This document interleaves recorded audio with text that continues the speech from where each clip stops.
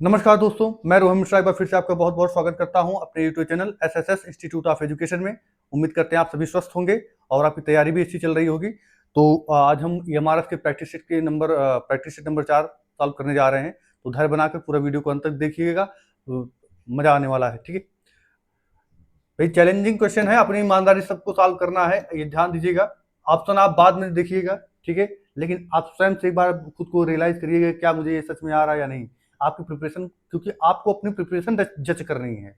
ठीक है, तो आगे बात करते हैं। चलिए, डेजर्ट कूलर की दक्षता अधिकतम होती है गर्मी के दिनों में, है ना, या फिर गर्मी के दिनों में, या गर्म और शुष्क दिनों में, या आर्द्र दिनों में, या गर्म और आर्द्र दोनों दिनों में। यानी कि efficiency of desert cooler is maximum ये कब होता है? हॉट डेज में, या हॉट एंड ड्राई डेज में, या फिर ह्यूमिड डेज में, या फिर in hot and humid days दोनों में होता है। तो इसका राइट आंसर कब होगा भाई? डेजर्ट कूलर की दक्षता अधिकतम कब हो सकती है ना? कॉमन सेंस लगाइए थोड़ा सा।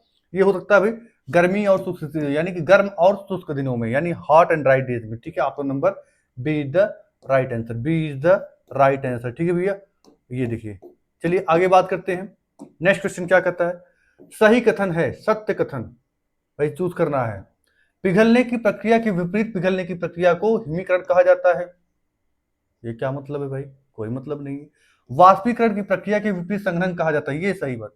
ठीक है, ठोस विभिन्न प्रक्रिया ठोस या फिर उसके विभिन्न प्रक्रिया के विपरीत ऊर्ध्वाधन कहा जाता है, ये गलत बात है। सभी कथन सही है, इसका कोई लेना नहीं, यानी option number B, option number B is the right answer. ठीक है भैया, option number B is the right answer. Next question क्या बात करता है कि निम्नलिखित में से कौन सी परिस्थितियां एलपीजी और सीएनजी के द्रवीकरण के अनुकूल हैं? आपको पता है लिक्विफैक्शन ऑफ गैसेस के लिए क्या जिम्मेदार होता है? लिक्विफैक्शन ऑफ गैसेस के लिए भाई आप क्या करिए, प्रेशर को बढ़ा दीजिए और टेम्परेचर को घटा दीजिए। तो ये कहीं ऑप्शन में है, देखिए। पहला ऑप्शन है high temperature and high pressure, second option है low temperature and low pressure, third option है low temperature and high pressure, and fourth है आपका high temperature and low pressure. तो जाहिर सी बात हमने क्या कहा, प्रेशर हाई टेम्परेचर लो, यानी option number C, option number C is the right answer. ठीक है भैया, option number C is the right answer. ठीक है, नेक्स्ट आगे बात करते हैं भैया। नेक्स्ट क्वेश्चन क्या कर रहा है? किसी ठोस के पिघलने के दौरान क्या होता है ना भाई? क्या होता है भाई? टेम्परेचर स्थिर रहता है, या फिर तापमान और काइनेटिक एनर्जी स्थिर रहती है, या फिर गलन की गुप्त उष्मा के बराबर उष्मा अवशोषित होती है, या फिर ये ऑप्शन सभी के सभी होंगे? कौन सा हो सकता है ना? चलिए ईमानदारी से कमेंट बॉक्स में करिएगा आंसर। चीटिंग नहीं भाई, चीटिंग नहीं करना है। ठीक है, आगे बात करते हैं। चलो, तो इसका जो राइट आंसर होगा, तापमान, टेम्परेचर रिमेन्स कांस्टेंट, ये सही स्टेटमेंट है। Temperature and kinetic energy remains constant, ये भी सही स्टेटमेंट है। Heat equal to latent heat of fusion is absorbed, ये भी राइट आंसर है। यानी आपका जो सही ऑप्शन होगा वो ऑप्शन नंबर डी, यानी ये सभी सभी ऑल ऑफ देम। ठीक है, चलिए नेक्स्ट क्वेश्चन पर चलते हैं। नेक्स्ट क्वेश्चन क्या है भाई? हिस्टोन प्रोटीन डीएनए से जुड़े होते हैं किसमें भाई? प्रोकैरियोट्स में, या फिर यूकैरियोट्स में, या दोनों में, या इनमें से कोई नहीं? Histone proteins are associated with DNA, ये किस टाइप के सेल में आपको देखने मिलता है? प्रोकैरियोट्स में या यूकैरियोट्स में? है ना, ये किसकी खूबी है भाई? ये जो खूबी है ये आपका यूकैरियोट्स की है। ठीक भैया, ये आपका यूकैरियोट्स की खूबी है। ठीक है, नेक्स्ट आगे बात करते हैं। ठीक है भाई, क्वेश्चन पसंद आ रहे हैं तो लाइक शेयर सब्सक्राइब करना ना भूलें। ये शेयर और लाइक करना बिल्कुल नहीं भूलना है आपको। ठीक है, नेक्स्ट, मानव एरिथ्रोसाइट में किसकी कमी होती है ना? यानी कि ये ह्यूमन आरबीसी की बात कर रहा है। ठीक है, आरबीसी की बात कर रहा है। आरबीसी में आपकी किस चीज की कमी हो भाई? बताइए, है ना, कौन सी चीज की कमी हो सकती है? तो हमारे हिसाब से आपको पता है ह्यूमन आरबीसी में किसी भी टाइप का सेल ऑर्गेनेल नहीं पाया जाता। ठीक है, तो जाहिर सी बात है ये सब कहाँ से आ गए भाई? इनका कोई मतलब ही नहीं है। न माइटोकॉन्ड्रिया पाया जाता है, न केंद्रक पाया जाता है, न गोल्गी कॉम्प्लेक्स पाया जाता है। तो इसमें जो इसका सही आंसर होगा आपका ऑल ऑफ, नहीं भाई ये है ऑप्शन नंबर डी। ठीक है, ये option number D is the right answer. ठीक है, तो कोई नहीं पाया जाता भाई इसमें। ठीक, आगे ये ऑप्शन नंबर डी। प्रश्न नंबर 7 क्या कर रहा है? न्यूक्लियाइड पाया जाता है, न्यूक्लियाइड पाया जाता है किसमें पाया जाता है? प्रोकैरियोट्स में पाया जाता है, या यूकैरियोट्स में पाए जाते हैं, या दोनों में पाए जाते हैं? इनमें से कोई नहीं पाया जाता। किसमें नहीं पाया जाता भाई? न्यूक्लियाइड किस में पाया जाता है, ये किस टाइप की सेल की खूबी है, यूकैरियोट्स की या प्रोकैरियोट्स की? ये खूबी है भाई ऑप्शन नंबर ए, यानी प्रोकैरियोट्स की, ठीक है, यानी option number A the right answer. चलते हैं भैया नेक्स्ट क्वेश्चन पर, है ना।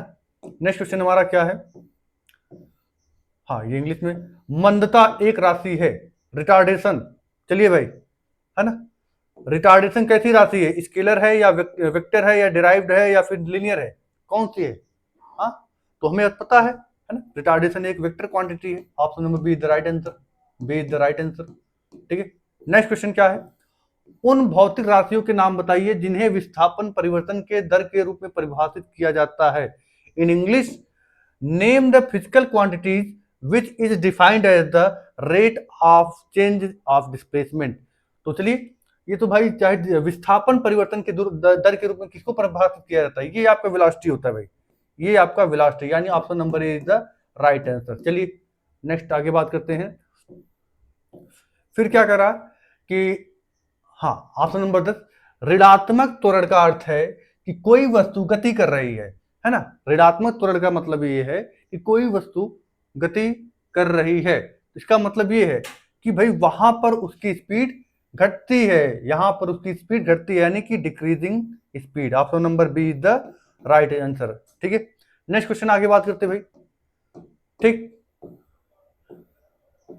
गति का तीसरा नियम व्याख्या करता है भाई, गति का नियम, तीसरा नियम किसका व्याख्या करता है?